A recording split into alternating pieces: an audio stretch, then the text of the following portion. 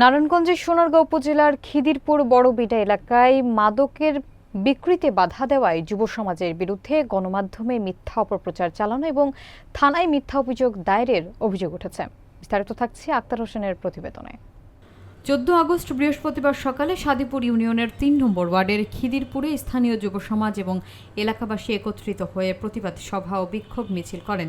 এ সময় ভুক্তভোগী ফয়সাল ভুইয়া বলেন, আমরা এলাকায় মাদকের বিরুদ্ধে কাজ করায় বিক্রিতে বাধা দেওয়ায় মাদক ব্যবসায়ীরা আমাদের বিরুদ্ধে গণমাধ্যমে মিথ্যা অপপ্রচার চালাচ্ছে এবং থানায় উদ্দেশ্যপ্রণীত অভিযোগ দিচ্ছে।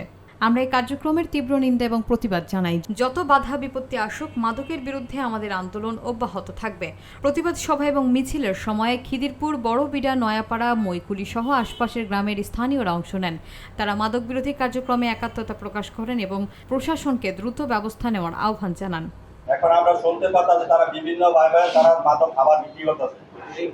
এই কারণে তোমরা যারা ছাত্র আছো, তোমাদের কাছে আমি বিশেষভাবে বলতে থাকি, মনকে নিয়ে এবং যুব সমাজের ঐক্যবদ্ধ হইয়া আমরা মাদকের ব্যাপারে এটা প্রতিবাদ জানাচ্ছি এবং আমরা যেভাবে হোক এই মাদক নির্মূল করব ইনশাআল্লাহ।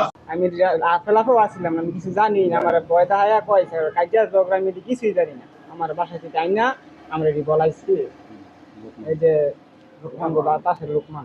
তোমার বাসা কই? আমাদের বাসা সোনারগাঁ থানা খিদিরপুর। আমরা মাদক নির্মূল কমিটি যারা আছি তারা আমরা সবাই 5 নং ওয়ার্ড থেকে মাদক নিরাময় করার জন্য সবাই একত্রিত হয়ে মাদক নিরাময় করা হয়েছে। কিন্তু কিছু সিন্ডিকেটের মাধ্যমে আমাদের যারা নেশা বিক্রি করে এবং নেশা খায় তাদের মাধ্যমে আমাদের যাতে একটা বিরুদ্ধে অপপ্রচার চালানোর জন্য অপপ্রচার চালাই গেছে আর কি, মিথ্যা অপবাদ দেওয়া গেছে যে আমরা নাকি মাদক বিক্রি করি এবং মাদকের সাথে জড়িত।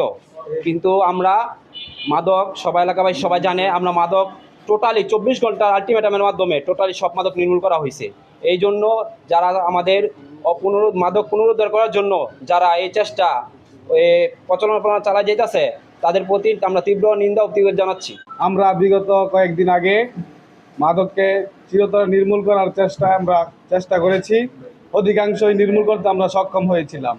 এখন মাদককে পুনরুদ্ধার করার জন্য কিছু কুচক্রী মহল চেষ্টা করতেছে, সেই কারণে সোনারগাঁও থানায় আমাদের নামে একটি অভিযোগ দায়ের করা হয়েছে। আমরা এর তীব্র প্রতিবাদ ও নিন্দা জানাচ্ছি।